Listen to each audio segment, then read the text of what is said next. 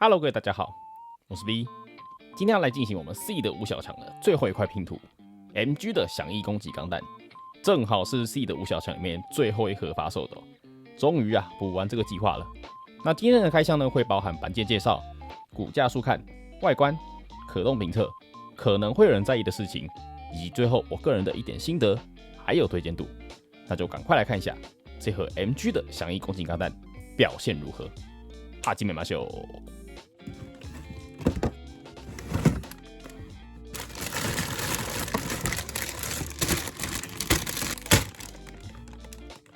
板件数量14片，包含一片 PC 板件，跟前面除了神盾之外的三小强都差不多。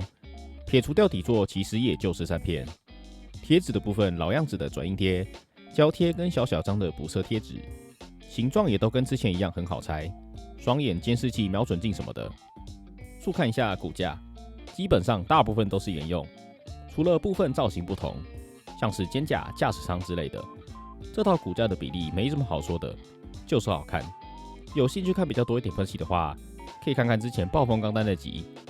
外装甲装上去之后，比较一下设定稿，大部分的轮廓都没太大的变动，少部分除了前臂跟侧裙甲的造型很不一样，身体各处利用不同的装甲高低差以及少许的细条镂空，让视觉情报相当丰富，但基本上也算是魔改的范畴了。不过没有到 RG 那种很密密麻麻的程度。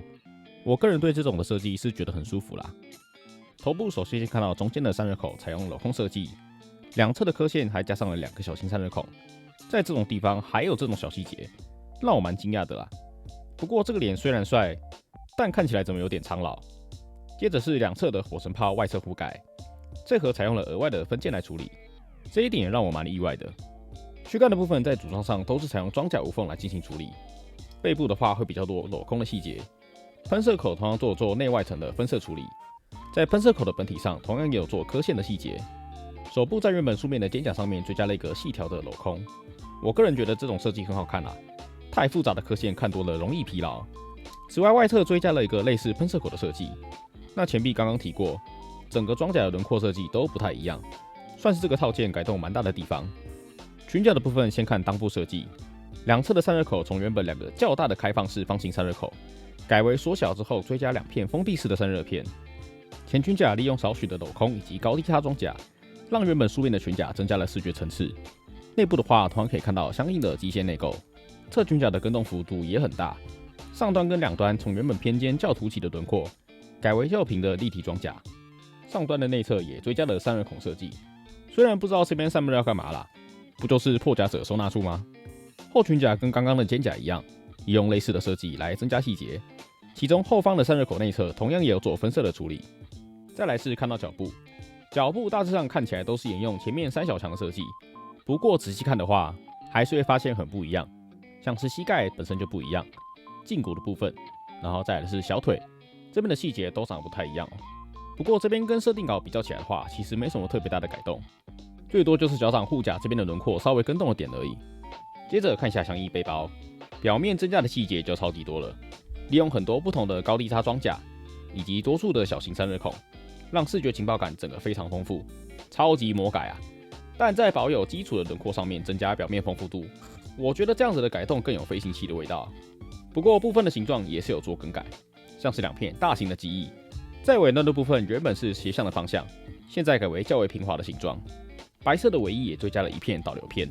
下方的喷射器在外侧的黄色散热口也是经过一番修改，上下两侧的尾翼也是经过拉长跟追加了点额外的灰色分色。上方的喷射器改动就蛮多的，扰流板的形状除了不同之外，最大的改动应该就是从原本单片增加成了3片，这应该可以说是功能大幅强化了吧。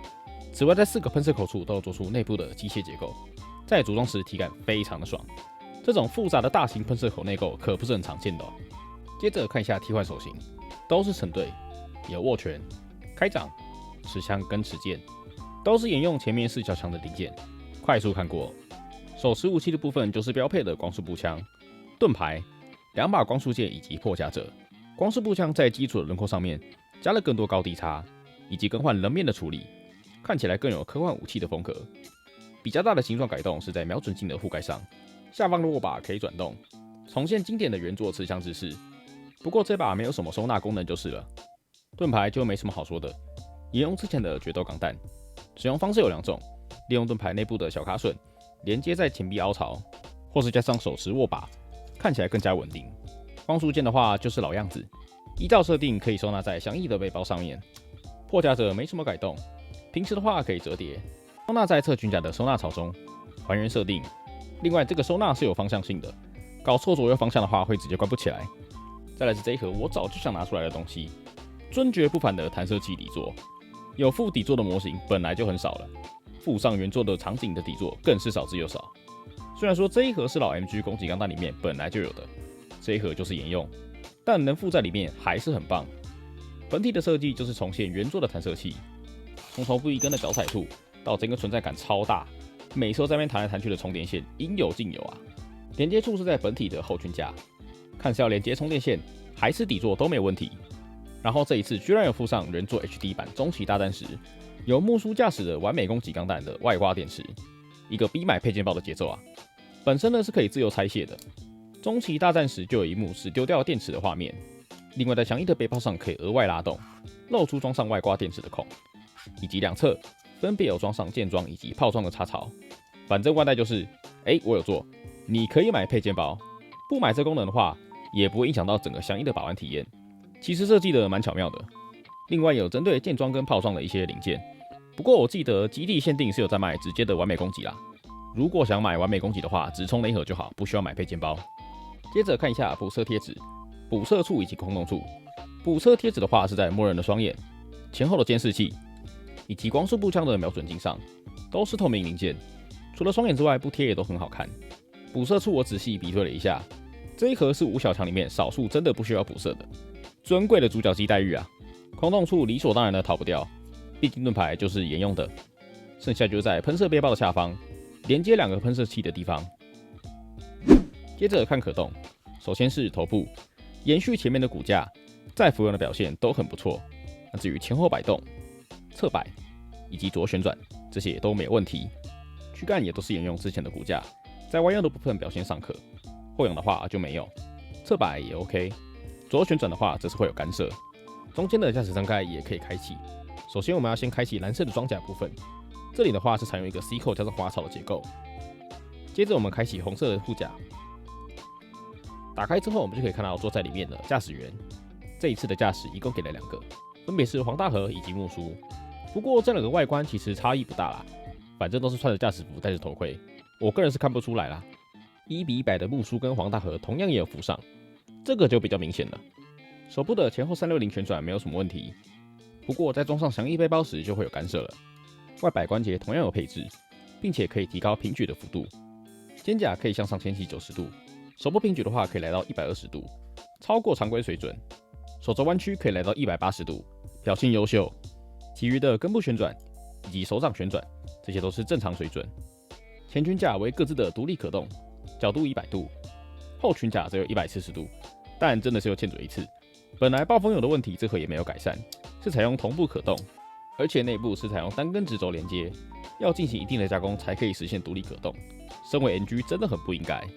侧裙甲有个微微的2段可动，在破甲者收纳处的连接处很短，把玩时容易脱落。脚部的前踢是90度，后踢也是90度，侧踢大约70度，再往上的话就会把侧裙甲弹飞了。根部旋转受到骨架的造型影响，只会有90度。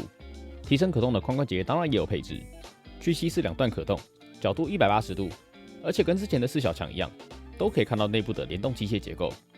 脚掌的前后摆动、侧摆以及旋转的角度都比较小，那脚掌关节则是跟神盾以外的3小强一样，都可以向上扳折。最后是喷射背包，两侧的光束键收纳槽是球形关节，可以自由搬动，不过有点松啊。两侧的大型记忆是 C 扣连接，可以上下搬动，不过在向下收起时，需要先稍微拉出来，才能向下收起。这个地方也是偏松啦，但因为是 C 扣，所以太紧反而会断。这个我是给过的。记忆处的扰流板也可以上下搬动。本来想说这里的连接处很短，会不会常常脱落？但实际上还好。这里我个人很喜欢的是，如果观众有搭过飞机，正好也是有坐在靠窗的位置的话，那可以看到机翼也是像这样子上下搬动，这个很有那个味道啊，很现实的机械感。下方的2个喷射器也是球形关节，可可以自由的搬动角度。最后来看一下可能会有人在意的部分，也就是到底 MG 的决斗钢弹突击装甲能不能装在他身上？结论是有些可以，有些不行。比方说肩甲因为造型的关系，所以没办法完全的适配，前后裙甲也少了凹槽，没办法安装。喷射背包就更不用说，整个形状都不一样。那至于胸甲、腿部装甲跟手部装甲是可以装上去啦，不过都偏松哦，大概就是腿部装甲比较适配一点而已。所以还是算了吧，攻击钢弹突击装甲型。那以上就是这一盒 MG 翔翼攻击钢弹的开箱了。那纵观下来，我是觉得还不错啦。虽然说我已经是第4次组这个骨架了，所以可动带来的新鲜感就已经不在了。不过外观上我还算满意啊，就单纯利用高低差的装甲，然后还有一些镂空，就达成很不错的视觉情报。然后再来翔翼背包表现很好，然后再来就是那个底座，光那个底座就很值回票价。你想想，就你只要买这一盒，就同时拥有一支 MG 的翔翼攻击钢弹，然后还有原作底座，这样想想就很值回票价 ，CP 值很高啊。所以如果还在观望的观众，可以安心下手。那么下一盒呢？终于到了这一盒 MGSD 命运钢弹，季度大货啊，各位。那下一集呢可能会有一些小惊喜，那有兴趣的观众欢迎订阅我。就这样，拜。